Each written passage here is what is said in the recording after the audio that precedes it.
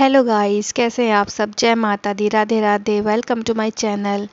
तो आज की ये वीडियो होने वाली है वैष्णो देवी डायरीज़, वैष्णो देवी सीरीज़। हाँ जी, मैं वैष्णो देवी गई थी नवरात्रि में। व्लॉग थोड़ा लेट जाएगा, तो थोड़ी सी तबीयत ख़राब हो गई थी, आके फीवर वगैरह हो गया था, इसलिए मैंने अब जाके वीडियो अपलोड किया है। तो आप इस वीडियो को बहुत सारा लाइक करना, शेयर करना, कमेंट करना, सपोर्ट करना और सब्सक्राइब करना तो बिल्कुल नहीं भूलिएगा। तो चलते हैं, व्लॉग में आगे बढ़ते हैं। तो हम गए थे फोर्थ नवरात्रि में।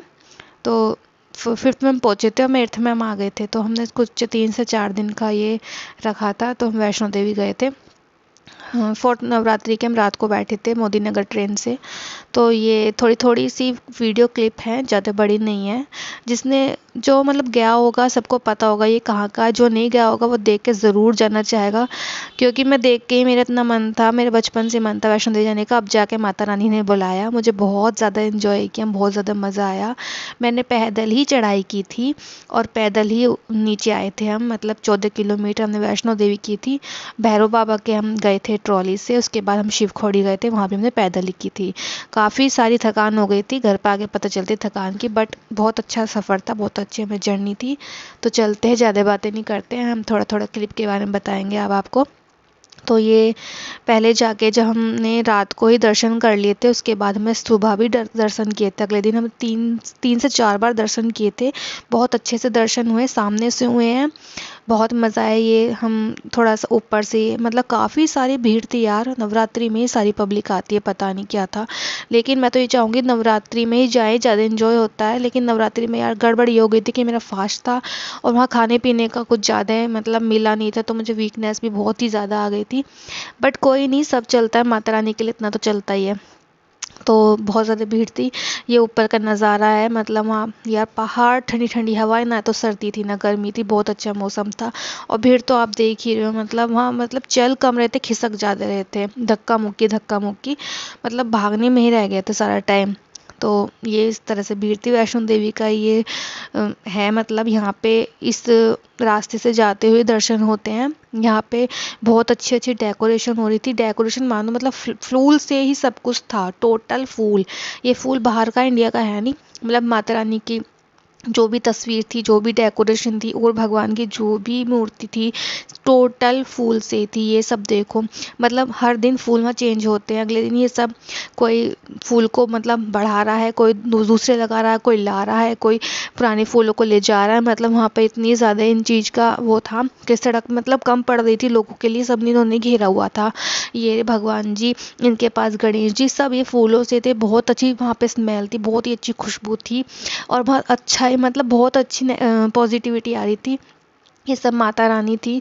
वहाँ पे 9 देवियाँ थीं, जो कि रास्ते में ही मिली थी।